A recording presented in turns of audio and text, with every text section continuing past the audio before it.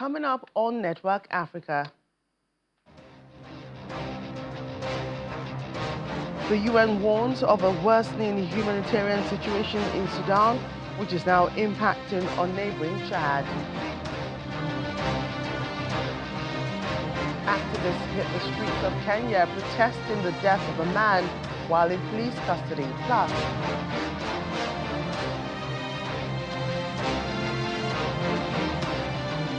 extreme cold weather expected in South Africa, expected to sweep across most parts of the country.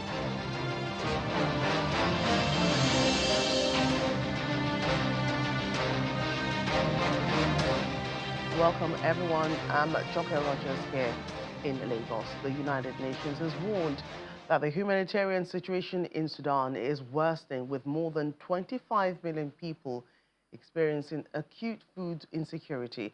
The alarm was raised by the UN Special Representative for Central Africa, Abdul-Abari, during one of the sessions of the Security Council meeting on Monday.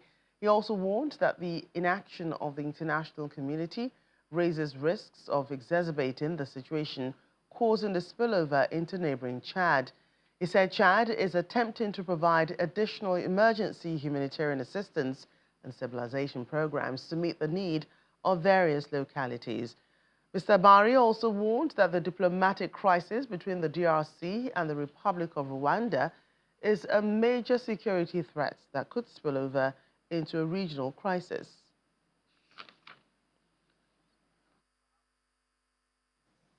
Stronger partnerships for mutual prosperity will also lead to greater peace and stability in Central Africa. The United States recognizes the potential in this region, and we see Africa as an equal and capable commercial partner. In that vein, we congratulate Gabon for its successful and credible transition of power during its presidential election.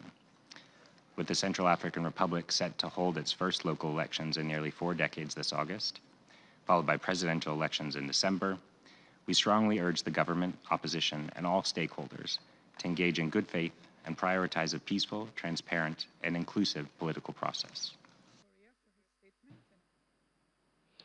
In the meantime, communities across South Sudan are set to be struggling to confront the mounting threat posed by the climate crisis.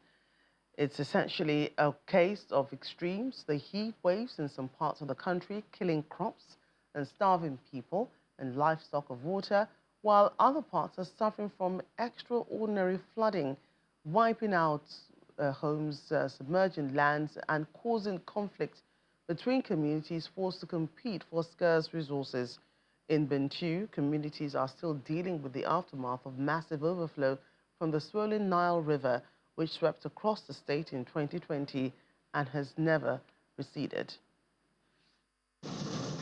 The life before the flood was very bad.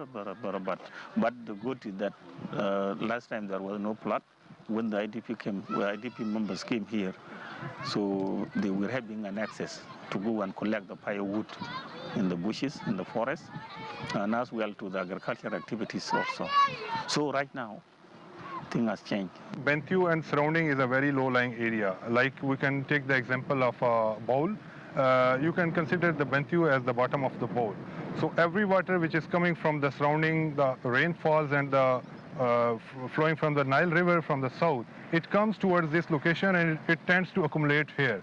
Flood mitigation and flood response is a collective effort. So it is important for the state, for communities, for partners, UN agencies and other partners to play their role and come together in this process, in this unexpected and unfortunate process.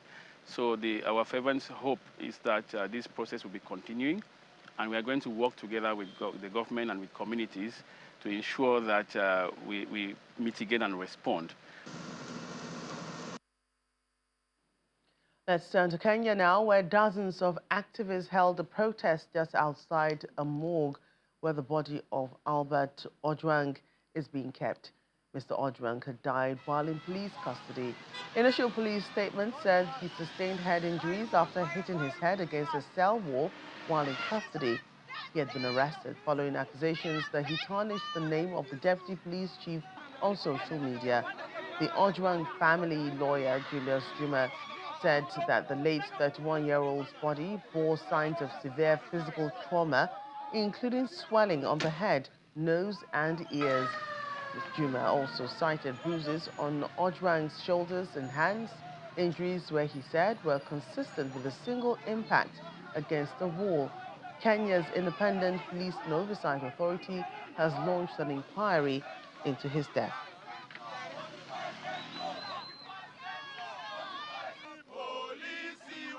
We are tired. We are tired. Every day we are being killed. Albert Ojwang did not deserve to die.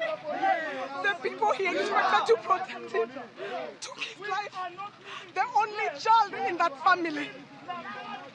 For how long? For how long? And when we said no, they kill us. They abduct us. They arrest us. For how long? We're not gonna be intimidated. For how long? You'll kill me today. You'll kill another tomorrow. How many will you kill?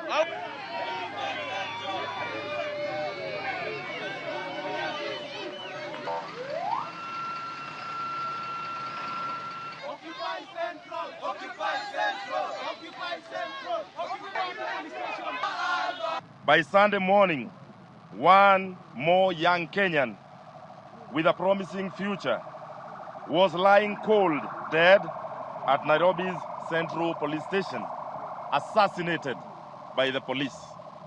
We saw the body yesterday, and the body had a lot of injuries on the head. The body had a lot of injuries on the hand, the shoulder area, but the head was swollen all around. The frontal part of the head, the nose, the ears, generally the head was swollen.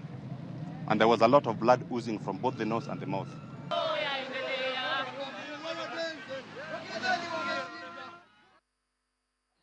Let's get more on the sad developing story coming out of Kenya. We're bringing in Kenyan journalist Cyrus Mbati.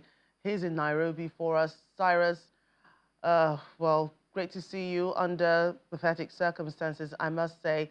This is the second time we will be discussing police activities in Kenya in a space of 1 week. But in this instance, it's death, the direct result of, what the people say is police brutality. And in this instance, a painful one for 31-year-old Albert Ojwang. Any word from his family about the circumstances surrounding his death, aside from what we just heard about the bruises that were seen on his body? Thank you so much for having the show. Actually, we are from the autopsy exercise, which was conducted on his body today at the mortuary. And the pathologists confirmed the same, that he was tortured and strangled to his death. His father was at the mortuary and he was distraught. He was asking so many questions and asked why his son was targeted because of just a tweet which he did, not knowing what was coming on his way. His father is asking that he comes from a humble family or background, and he wanted the president to answer him, to tell him why his only son was targeted. Actually, he's the only son in the family. So the family is heartbroken one way or the other, you can say, but they are being encouraged to go on with the life for now. Clearly, this was a case that could not be covered up by, the police. But how did it make it out to the press? Well, you see, when this man was picked from his home country, his own county, it's almost 400 kilometers away from Nairobi, the police identified themselves and said they had come to pick him because of this tweet which he had made regarding a police officer in Nairobi. So he was brought to Nairobi. He slept on the road. And then the following day was questioned. He was taken to the police station for overnight stay. But then we understand that he was picked up by another squad, which apparently took him out for torture and all those. Then they turned him back to the station. But before he was booked at the station, he had called his father, and a friend told him that he was being booked at the station. So he was worried about his being at the station. The following day, when the parents and the friends came to check on him, they were told that he's dead. So that's the time they blew out everything. They say that this man had been arrested, but now they are being told that he's dead. They needed to know why and how he was killed. I know the Independent Police and Oversight Authority says it has already launched an inquiry into, Mr. Ojwang's death. But looking at the presidents in situations like this, how likely is it that there's going to be a follow-through? Well, there is a lot of pressure, public pressure from all over. Politicians are making, so even as we are speaking now, Parliament is discussing the issue, both Parliament and the Senate. So that's part of the pressure that is ongoing. There have been a protest in Nairobi from the mortuary. The protesters came to the police headquarters demanding more action. The Independent Policing Oversight Authority have taken over the matter, and they have questioned 5 police officers who are taken to be responsible for the issue. Then we expect by probably Friday, we could be seeing prosecution one way or the other because of postmortem report. So we hope that by Thursday or Friday, there will be one way or prosecution on the issue. Right, and apart from the activists who staged the protests Monday afternoon, I suppose there are more protests planned to keep this story in the spotlight, regardless of what investigations have been launched into it. Yeah, because you see, this is the month we are marking a year since we had last year's protest whereby Parliament was breached. So there are plans to have an anniversary protest, which is coming on 25th of this June, of this month. And then now you see this death coming at this time, it's now keeping the tempo going ahead of the anniversary. We are seeing more protests being planned on Thursday, but we don't know whether they may materialize. But the state agents are also trying to defuse the same. But I can assure you that come 25th of this month, there will be protests in Nairobi or the other parts of the country to mark the 25th of the breaching of the parliamentary sessions last year to oppose the then finance bill.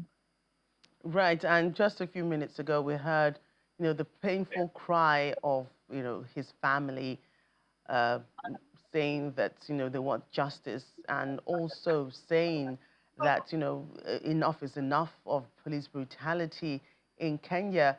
What does the Ojwang family lawyer intend to do now? Mr. Juma has cited reasons why he does not believe that this was a random event. Can they sue the police? Yeah, that's what he said in the mortuary today, that after this, the family is going to sue for compensation. That's how much is worth a human life. Well, they will sue and maybe be paid a few amount of money for the family to kind of move on. Because the man had a 2-month-old child. His wife is a new wife, and the wife had just given birth 2 months ago, and now his life taken away, and he was the only son of the family. So you can see the pain that the family is going through. We hope that the suit they are going to launch is going to be true for them to be compensated for the family to sustain their lives. Right, Cyrus, thanks again for your time. Thank you for having the show. Well, we'll stay a bit more in the region, but this time in Ethiopia, with the economy forecast to expand 8.9% the fiscal year 2025 to 2026. It had been originally projected to grow 8.4%. Ethiopia, one of Africa's fastest growing economies, remains tied down by debt, inflation, and currency shortages.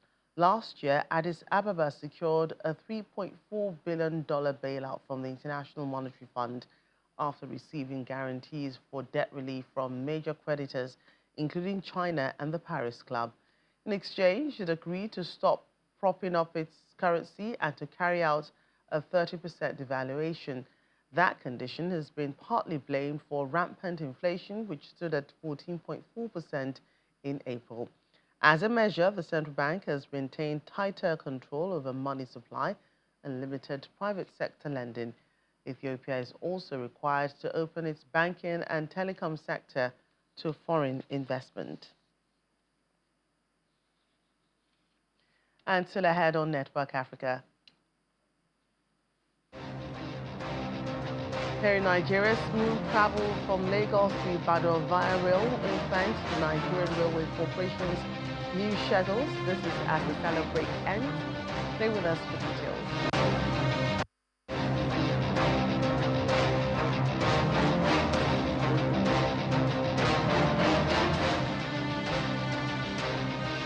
Welcome back. Liberia's former speaker and 3 other members of the House of Representatives have been released from prison after paying a combined bond of $440,000 or £325,000. Jonathan Fonati Kofa, Abu Kamara, Dixon Seboy, and Jacob Debi were charged over their alleged role in the burning of the Capitol building last December. All 4 men face several charges, including arson, criminal mischief, attempted murder, and other alleged offences. The huge blaze broke out of the Parliament building a day after plans to remove Kofa as Speaker sparked protests in the capital, Monrovia. Police value the damage at $8.6 million.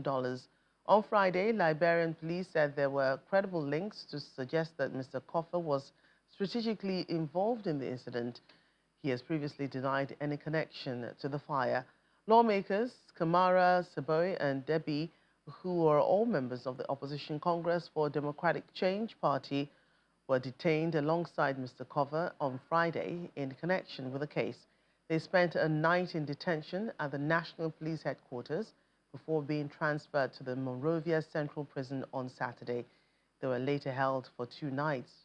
Representatives Priscilla Cooper has also been charged but was not detained due to ill health. The court has placed a travel ban on the accused persons pending the conclusion of the case.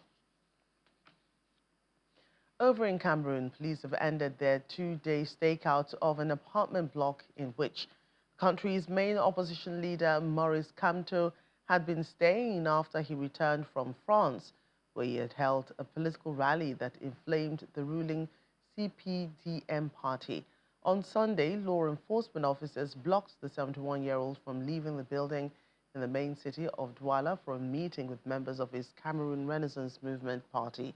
He later called off plans to hold the meeting on Monday and left for the capital, Yaoundé. Mr. Kamto plans to contest the presidential election later this year, hoping to end 92-year-old Paul Biya's 4-decade grip on power.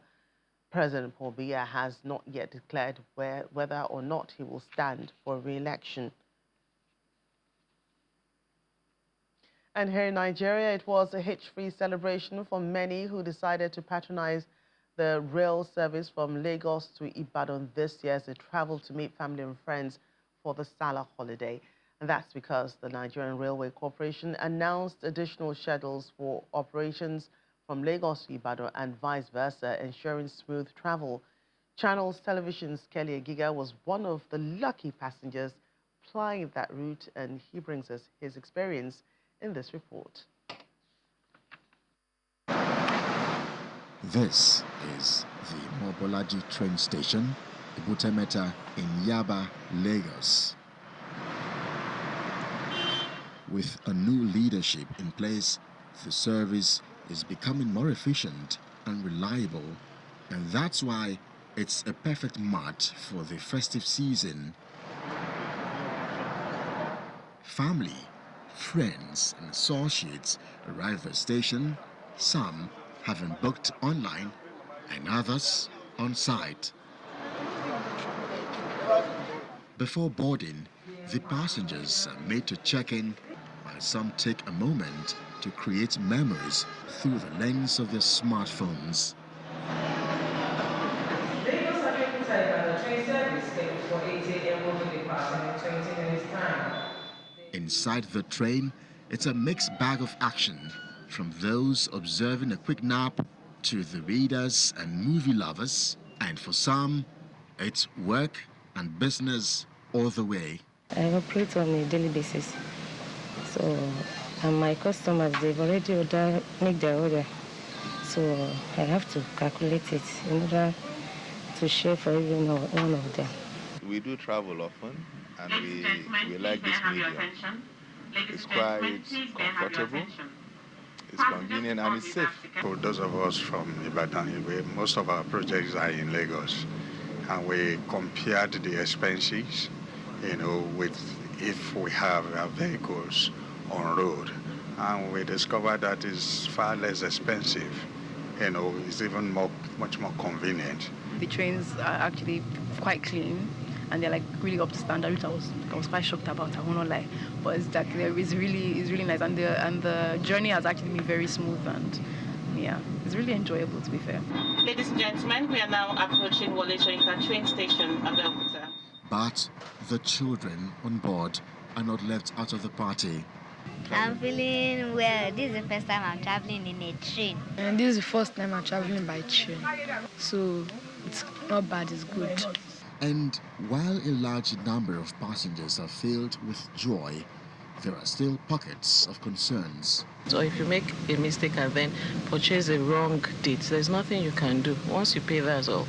I think there could be more awareness. A lot of people still don't know how good this is. I think they should have not only monitor, we should have a screen, like a TV, connected DSTV, whatever. Yes, I think we should have that. After a couple of hours, we arrive at the Monia train station in Ibadan, the Oyo State capital. The rush here, where there is also a surge in passengers. We are telling passengers that before you arrive your station, try as much as possible to gather your things and disembark, because we have a dwell time for each station. If you don't come down, the train will overcarry you to the next station. There's a time frame, like 5 minutes to departure time. The platform shuts down. You can't book a ticket anymore. So passengers are advised to come in at least 30 minutes before departure of the train. The serenity of this view is absolutely incredible. But for many Nigerians who have decided to use this means of transportation, these modern trains with enhanced safety features and amenities is ensuring a pleasant experience and journey. Kelly Egiga, Channels Television News. Well, to a little bit of football news on the continent. Manchester City have signed Wolves left-back Ryan Aït-Nouri for £31 million. Now, the 24-year-old Algeria defender has signed a contract until 2030 and is available for the group stage of the Club World Cup. City began their campaign in the newly expanded tournament against Moroccan club Wydad AC on 18 June. Algeria international Aït-Nouri joined Wolves in a £14.9 million deal from Rangers in 2021, having spent the previous season on loan at Molino and made 41 appearances in all competitions last term as the club avoided relegation, scoring 5 goals and adding 7 assists. His Wolves' second high-profile departure of the summer, with Manchester United having agreed to sign Brazil striker Matheus Cunha for about £62.5 million. Aït-Nouri says that the chance to play for Manchester City is a dream come true. South Africa's Culture Minister Gayton McKenzie has unveiled 2 initiatives aimed at confronting the injustices of its colonial and apartheid past. During a press briefing in Pretoria on Monday, Mr. McKenzie said the new work aims to repatriate the remains of indigenous people taken abroad during the colonial era, as well as those of an anti-apartheid activist who died in exile. The government plans to rebury 58 sets of ancestral remains originally exhumed from the Northern Cape and kept in institutions for research. The process is being carried out in close consultation with affected communities and is being led by Iziko Museums of South Africa and the South African Heritage Resources Agency under the guidance of the Northern Cape Reburial Task Team. The Department of Sport, Arts and Culture, together with our partners in justice and defense, is proud to announce 2 major national initiatives. 1, the reburial of Khoi and San ancestral human remains. 2, the second phase of the exile repatriation project, something that the Government of National Unity has made a priority. His Excellency President Cyril Ramaphosa is very clear that we have to bring back our heroes. These are not just projects for us. They are acts of justice, remembrance, and healing. They affirm our government's commitment to restore dignity, promote cultural restoration, and confront the painful legacy of apartheid. These initiatives are about rehumanization. They are spiritual, but most importantly, they are necessary. The first one, which is the reburial of Khoi and San ancestral human remains.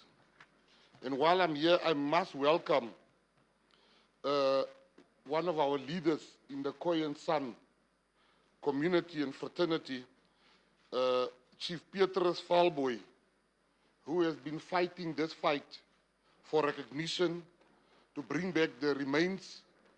And it gives me great joy today that a fight that he has been gallantly fighting is coming to the end through victory of all the people that you see here today. Well, the High Court in Johannesburg today, several civil society groups are taking legal action against Operation Dudullah. They accuse the group and some of its leaders of spreading hate speech and targeting migrants. The organizations also say government officials have failed to act against Operation Dudullah's actions, which they believe are fueling division and discrimination. The anti-immigrant group Operation Dudullah has become notorious for raiding businesses belonging to foreign nationals and forcing shops to close. And staying in South Africa, the residents have to brace for changing extreme weather. A powerful cold front has already gripped the Western Cape and is expected to sweep across most of the country, sparing only Limpopo. The South African Weather Service has issued multiple alerts warning of significant drops in temperature and severe weather conditions. Some regions are forecast to experience daytime highs below 10 degrees Celsius.